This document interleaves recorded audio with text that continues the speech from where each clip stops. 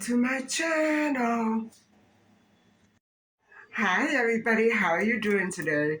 I'm heading out to pick up just a couple of things again that I forgot the last time I went out, and I suddenly ran out of garlic, which is an absolute must in my household, because I'm always forever using it. Not a lot, but a little bit every day, and so that's the main thing. I'm not looking forward to going out in that wet today. It's absolutely soaking wet. But I'm gonna head out anyway. I think I could do with some fresh air. I've been in here for a total of 3 or 4 days. Yeah, I think it's time for a bit of a change. So I'll catch up with you later on.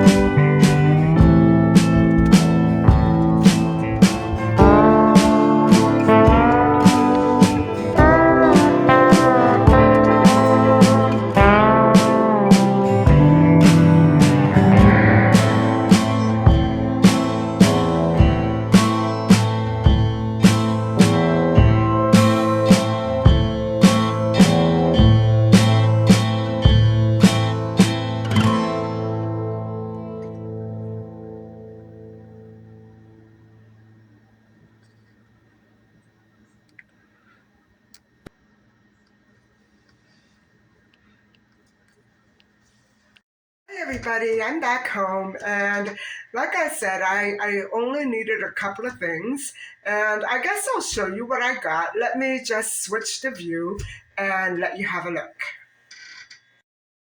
So these are the couple of items that I did pick up at the grocery store, and I didn't vlog it because I didn't want to get, the camera wet and all. So I was running low on the OXO cubes. I decided to just pick up a couple more packages. And there's the garlic. They're big and beautiful on the inside. They're wonderful to cook with. And these couple of zucchini are going to last me another week's worth for soup because I usually quarter them or half them and don't use the whole entire thing. So that's my little haul. And altogether, that came to $10.07. So what I'm going to be doing is I'll just make my soup, and then I'll have a talk with you about a case that I just found very late last night by accident online. And although it is on the website where I found the others, it wasn't there the other day. And so it's a very interesting case and very gruesome as well. So I'm not going to be giving you a whole lot of details, save for the fact that um, they were left in the same conditions as Holly Jones and maybe Christine Jessup, uh, cases like that. Sharon Morningstar Keenan. So those were the most horrific cases that we talked about. And so, yeah, it's going to be another one of those, and it's going to be a double whammy too. And you're going to find out very soon exactly why. So until later.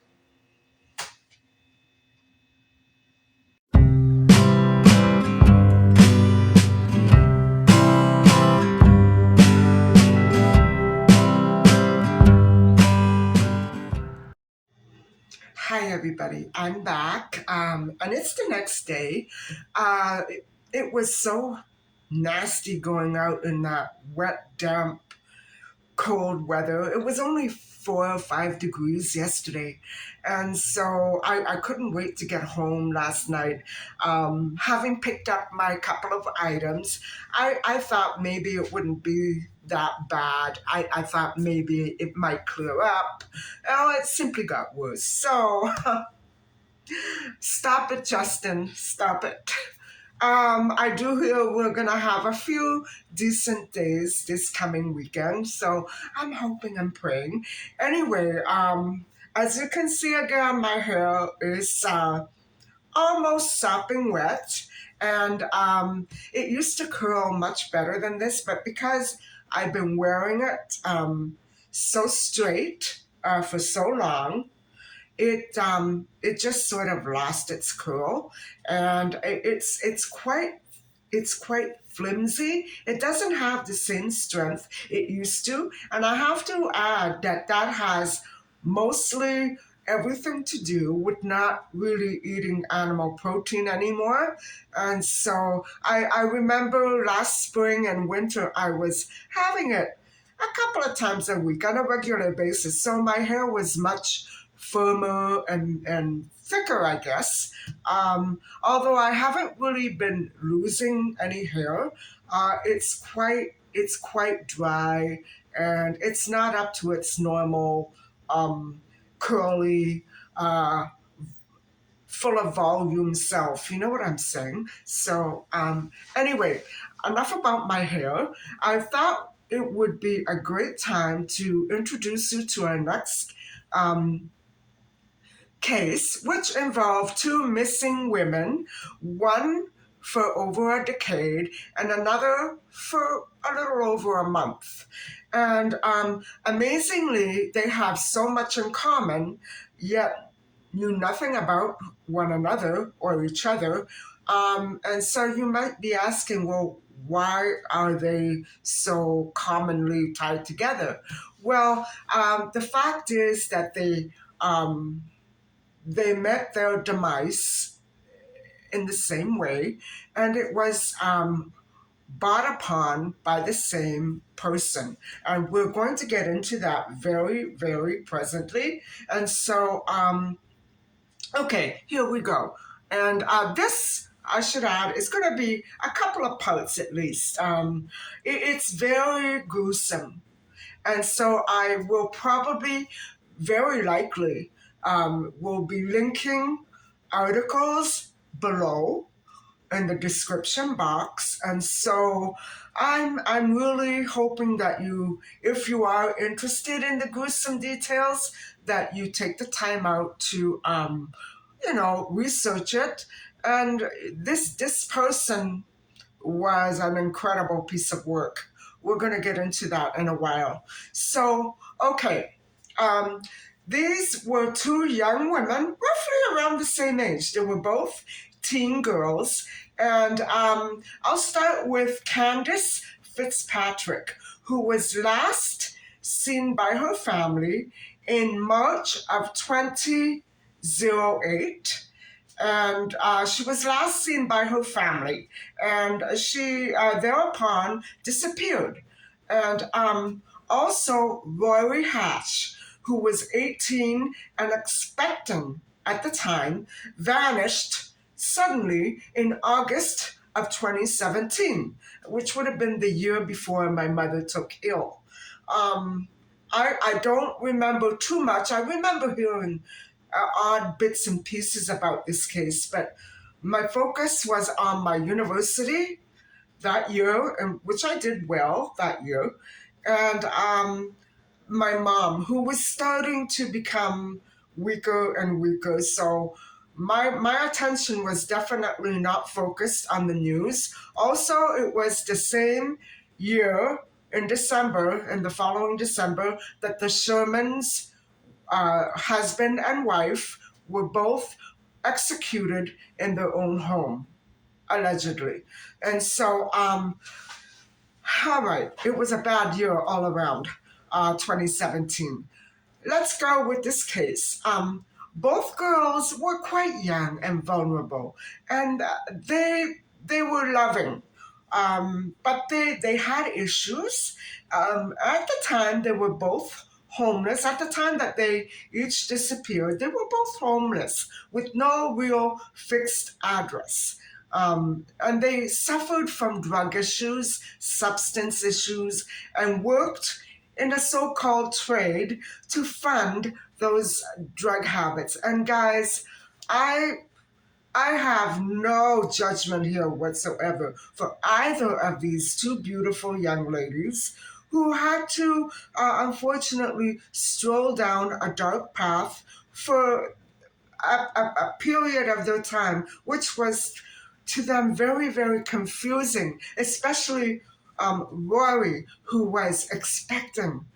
And you would say that she was almost in the same situation as the other young lady who went missing all those decades ago and was expecting. We just did her case a few days ago. And so her body has yet to be recovered. So it's very similar, but that girl was married and separated. Roy was single and I believe just out of school. I feel very deeply for young women who find themselves in these typical situations that can be so scary. And so she turned to substance abuse, and which would have been very bad for her young unborn child. So I believe she had a lot of issues to work through. And so this is a situation that Rory was in, and Kandis, who wasn't pregnant, when they met up with their, you know, angel of death. Okay, so um, Shannon Dion, Rory Hash's mother, said that the trial um, became about her daughter's homelessness or drug addiction or other issues, but it should not have. And it became about her being unloved. And it wasn't the case, guys. Both of these families furiously loved their girls. It just so happened that they were becoming independent at that age where they broke off from their typical everyday childhood life and started to develop their own identities away from the home.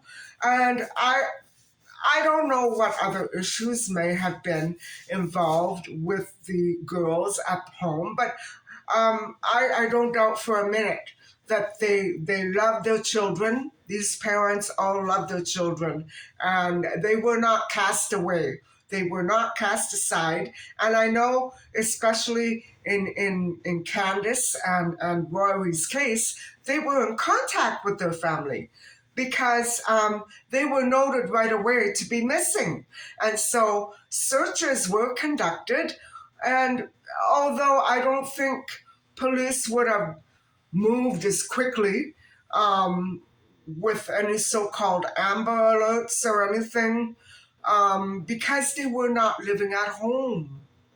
So they were missing persons, but it was a different situation. You know what I'm saying? And so, all right, let's move on to the discovery of Kandis's body. Well, her DNA, more than 10 years after she went missing. So, Candace Fitzpatrick's body was actually never really found. But police did find her DNA in one man's basement apartment. And it was also on a hunting knife that he had there. Okay, more on him for sure later. Now, the discovery of Rory's partial remains. Fishermen found Rory Hash's remains in Lake Ontario in the Oshawa Harbor on September 11th, 2017, 1 month after she vanished. Several months later, her DNA um, uh, was identified on that body remains, and it matched. It was Rory's. It was found to match Rory Hash's DNA. And so, at the time of that body discovery, it wasn't an entire body, guys. Police did not link Rory's death to this man until plumbers were working on that house where he lived and found a problem in Adamstrong's basement apartment. So police caught that break in the case of Fitzpatrick and Hash months and months later in December of 20, 2017. 2 days, that would have been, guys, right after the Shermans were murdered. Anyway, it would have been 2 days before New Year's Eve. And I might add here, coincidentally, it's a weird coincidence. That was when Christine Jessup's remains were found in 1984 or 1985, technically, 1984. Oh my God. So, Adam Strong's upstairs neighbor, who worked at a small, squat brick house across from a parking garage in downtown Oshawa, called the plumbers to fix his own block pipes. Wow. It would almost seem as though, guys, that Adam Strong was trying to call attention to this or trying to express such fierce hatred of this one young woman, Rori. Goodness knows what she might have done or said to trigger. I'm sure she did nothing, but in his mind, it was a trigger. And you know that we have spoken about those triggers. It could be nothing. And so that's what makes these predators so dangerous. Anything can set them off. And so when the plumbers pulled a weird substance from the pipes that was mushy, and they immediately called the police. And so they told the police that they found something extremely horrific and suspicious in this man's plumbing. And what they did was, while they were waiting for the police to arrive, they put the substance in a bag. It was a solid form, guys. And they bought it outside. And the police quickly arrived, thank goodness, and officers who then responded to the call and found the human remains in the basement apartment. They found more human remains in the basement apartment, along with, get this, guys, I can't even say it, an explosive contraption, a device that a bomb squad had to detonate safely and immediately in a controlled explosion. So they set it off. Oh my God, guys. Officers knocked, can you imagine the hate? Officers knocked on Adam Strong's door at that point. Of course. And I'm surprised they didn't try to break it down, but he very pleasantly answered. And you wouldn't believe the response he gave them. Like a game, like a play, like a playtime expression. Okay, you got me. The gig is up. Um, it's a body. And an officer actually had to testify that that is what Adam Strong specifically told him. If you want to recover the rest of it, the rest of her, it's in my freezer. So, guys, we're seeing a repeat of the Sharon Morningstar Keenan's case, the Holly Jones case, and now rorihache and possibly Kandis Fitzpatrick. It's very gruesome, guys. I don't know what he was thinking. Was he intending on consuming her? This is horrific. This is horrific and totally mortifying, unethical, and inexcusable, and totally unacceptable behavior from any human being, let alone his remarks to that police officer, or what he tried to do to those other women that he probably encountered, and they thankfully got away. So the officers indeed went inside and found the rest of her body, bits and pieces, in his bedroom freezer. Can you imagine having a freezer in your bedroom? Unless, of course, it was so tiny, his room, that it was just simply a bedroom. I don't want to know. Rori's DNA was all over his bedroom, on the walls, on the floor, on the ceiling, and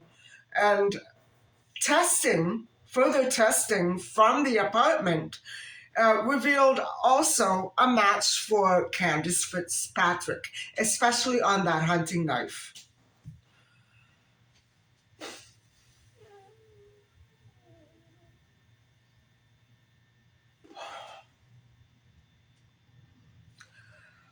Adam Jeffrey Strong, who was then 45, lived in a basement apartment. He was arrested at the scene and charged with, at that time, improper and indecent interference with a dead body. Now, that would be important for what he later on tried to prove, because at the time, initially, police said that the death was suspicious and it warranted a post-mortem examination. But with Rori identified as the victim, it was not clear exactly where or how, like who was responsible, and if there would be any further charges. Now, guys, I know that that was the correct thing for the police to do, but for Adam Jeffrey Strong himself to try to suggest that she just happened to wander in and drop dead, and everything else was his resulting actions on a dead person, is like, Alison Perot. This guy claimed to find her already transpired, so he did what he did. No, it doesn't work that way. Come on. And you have to be really stupid. Of course, the police did go after the evidence and got it, if as we're going to find out.